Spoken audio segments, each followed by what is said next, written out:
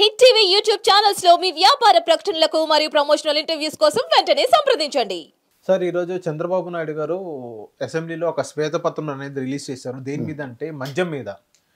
ఎప్పుడైతే జగన్మోహన్ రెడ్డి గారు 2019 నుంచి 24 దాకా ఎప్పుడైతే ఆయన అధికారంలోకి వచ్చారో మద్య నిషేధం అనే ఒక టాపిక్ తీసుకొచ్చారు. మద్య నిషేధం చేస్తేనే నేను 2024 ఎలక్షన్లో ఓట్లు అడుగుతాను, లేకపోతే నేను ఓట్లు అడగనని జగన్మోహన్ రెడ్డి గారు అన్నారు.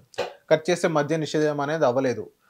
బెల్ట్ షాప్లు అనేది కొన్ని రద్దు చేశారని జగన్మోహన్ రెడ్డి గారు వచ్చారు. ఓకే, కట్ చేస్తే ఏదైతే మద్యం ఏదైతే వాళ్ళు అమ్ముతున్నారో నాసిరక మద్యం అమ్ముతున్నారు. బూమ్ బూమ్ బీర్ అని, ప్రెసిడెంట్ మెడల్ అని, ఇంకా చెప్పుకుంటూ పోతే ఒక నాసిరక మద్యం 60,000తో తయారయ్యే మద్యాన్ని 200కి అమ్మే పరిస్థితి వచ్చింది. సో దాని మీద చాలా కుంభకోణాలు జరిగినాయి అని చంద్రబాబు నాయుడు గారు శ్వేతపత్రం అనేది ఈ రోజు అనేది రిలీజ్ చేయడం జరిగింది. సో ఇప్పుడు దాన్ని ఎలా చూడొచ్చు అంటారు? ఏ ప్రభుత్వం అయినా సరే ఇక్కడ ఒక చిన్న లాజిక్ మిస్ అవుతున్నామండి. అంటే మరి ఆ ప్రభుత్వంకి ఆ దృష్టి ఉండాలో ఉండకూడదో నాకు తెలియదు, కానీ మీరు ముఖ్యమంత్రిగా ఉన్నారు, మీ పరిపాలన చేత కాదు. 5 ఏళ్లలో మీరు ఒక 15 లక్షల కోట్లు అప్పు చేశారు, మీరు వెళ్ళిపోయారు. ఆ భారం ఎవరి మీద పడుతుంది? ప్రజల మీద పడుతుంది.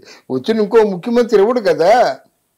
డెఫిసిట్ ఇంత 15 లక్షల కోట్లు డెఫిసిట్ అంటే ఈ భారం పడేది ఎవరి మీద? ప్రజల మీద. అటువంటిప్పుడు ఈ 15 లక్షల కోట్లు అప్పు చేసేవాడికి ఏ శిక్ష ఉండాలి? జవాబుదారీగా లేకపోతే కష్టం కదా. కేంద్ర ప్రభుత్వం మీకు ఇచ్చిందండి, దాని మీద మరి కొంచెం అప్పు చేశారు, జనం తిరస్కరించారు, ఓడిపోయారు. ఈ అప్పు ఎవరు తీస్తారు? వచ్చేవాళ్ళు ఈ అప్పు తీరుస్తూ కూర్చున్నట్టే ప్రజలకు ఏమిస్తారు? ఇది నా సూటి ప్రశ్న.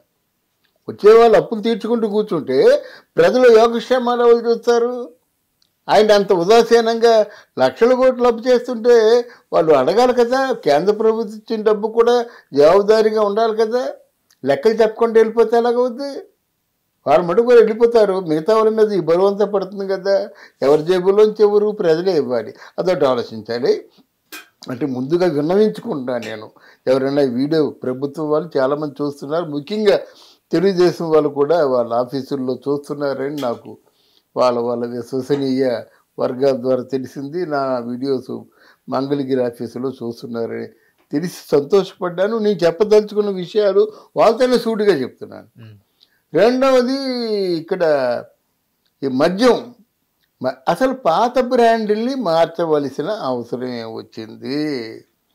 నేను మళ్ళీ వచ్చినప్పుడు శాంతం మద్యాన్ని మార్చకపోతే నేను మీకు ఓట్లు అడగడానికి రావనని శపథం చేసిన మనిషి ఇంత ఉధృతంగా ఓన్ ప్రొడక్ట్ని ఎందుకు పెట్టాడు? అంటే ఏది ఆన్లైన్ లేదు, గవర్నమెంట్ ఆన్లైన్ చేయాలి కదా. ఆన్లైన్ చేయకుండా డబ్బులు ఇచ్చి కొనుక్కోవడం ఎందుకు? ఈ డబ్బులు ఎక్కడ పోతున్నాయి? ఒకటి. రెండు, ఇక్కడ ఓన్ మ్యానుఫ్యాక్చరింగ్ ఎవరు చేస్తున్నారు? మీలో చాలా మూల స్తంభాల లాంటి నాయకులే మెయిన్ పార్ట్నర్స్గా ఉండాలి, చేస్తున్నారు. ఒక మేధావి ఉండవెల్లి అరుణ్ కుమార్ దృష్టిలో 20 రూపాయలు ఫార్మేట్తో చేసిన మద్యాన్ని 300 రూపాయలకు అమ్ముతున్నారు. అంటే నువ్వు ఎన్ని పర్సెంట్ వేసుకున్నావు? ఎక్కడ 20, ఎక్కడ 300? ఇన్ని వేల కోట్లు, ఇన్ని లక్షల కోట్లు మద్యంలో స్కామ్ జరిగింది కదా. దాన్ని మొత్తం పూర్తిగా శ్వేతపత్రం విడుదల చేయండి. మద్యాన్ని ఎంతకు కొన్నారు, ఎంతకు అమ్మారు, ఎవరు సప్లై చేశారు, దీన్ని వెనుకున్నటువంటి కారణభూతులు ఎవరు? మరి మద్యం కేసులోనే కదా కవిత ఇరుక్కొని తిహార్ జైలుకి వెళ్ళింది. ఆవిడే పాపం చేసింది. ఆ మద్యం సమస్యల్లో ఇరుక్కున్న వాళ్ళు అందరూ కూడా తిహార్ జైలుకి వెళ్ళాలి. మరొకడు ఇలాంటి నకిలీ మద్యాన్ని చేయడానికి ఏం భయపడతాడు? సో ఇప్పుడు అప్పుడున్న వైఎస్ఆర్సీపీ వాళ్ళు, ఈవెన్ జగన్మోహన్ రెడ్డి గారు కూడా ఏమంటున్నారంటే, మేము ఇప్పుడు కొత్త బ్రాండ్లు లాంచ్ చేస్తున్నాం కదా, ఆ బ్రాండ్లకి పర్మిషన్ ఇచ్చింది చంద్రబాబు నాయుడు గారు అని వైసీపీ మంత్రులు కానీ ఇప్పుడు ప్రజెంట్ మాజీ మంత్రులు, అప్పుడు మంత్రులు వాళ్ళే అప్పుడు చెప్పడం జరిగింది. సో దాన్ని మీరు ఏమంటారు? నిజంగా చంద్రబాబు నాయుడు గారు ఆ మద్యాన్ని సైన్ చేసింది వాళ్ళేనా? వాళ్ళు చెప్తున్నారు కాబట్టి. అందుకే కదండి శ్వేతపత్రం విడుదల చేస్తామని చెప్పడం. శ్వేతపత్రం అంటే సత్యాలే చెప్పాలి. అంటే ఈ ఆవిర్భావం ఎలాగొచ్చింది, ఎవరు డెవలప్ అయింది, ఎవరు డెవలప్ చేశారు అని. ఇప్పుడు చంద్రబాబు నాయుడు అంటే స్పెషల్ స్టేటస్ అనే ఫూలీస్ నేమ్ పెట్టాడు. రెండు, చంద్రబాబు నాయుడు అయితే ప్రెసిడెంట్ మెడల్ అనేటువంటి ఫూలీస్ టైటిల్ పెట్టాడు. గోల్డ్ మెడలు, ప్రెసిడెంట్ మెడలు, స్పెషల్ స్టేటస్లు ఇట్లాంటి టైటిల్ పెట్టడు అని ఒక మామూలు ఓవరాల్ అబ్జర్వేషన్ అన్నమాట. అదే నిజాన్ని నెగ్గించాల్సిన కోసమే శ్వేతపత్రం, దాని మీదే కాదు మిగతా విషయాలు అన్నిటి మీద కూడా శ్వేతపత్రం చేయాలి. 40,000 కోట్ల రూపాయలతో రోడ్లు వేశారట, చూపించండి రోడ్లు. రోజా గారు చెప్పారు కదా, చంద్రబాబు నాయుడు గారి కంటేనే జగన్మోహన్ రెడ్డి గారు ఎక్కువ శాతం రోడ్ల మీద ఖర్చు పెట్టారు. అదేనండి, చూపించండి మీరు. నోటి మాటలు కాదు, వీళ్ళందరూ జైలుకి వెళ్ళాలి. జైలుకి వెళ్ళినప్పుడే పరిపాలన చేయడానికి నాయకులు భయపడతారు. వదిలేశారు అనుకోండి అన్యాయం అయిపోతారు ఆంధ్రదేశంలో ప్రజలందరూ.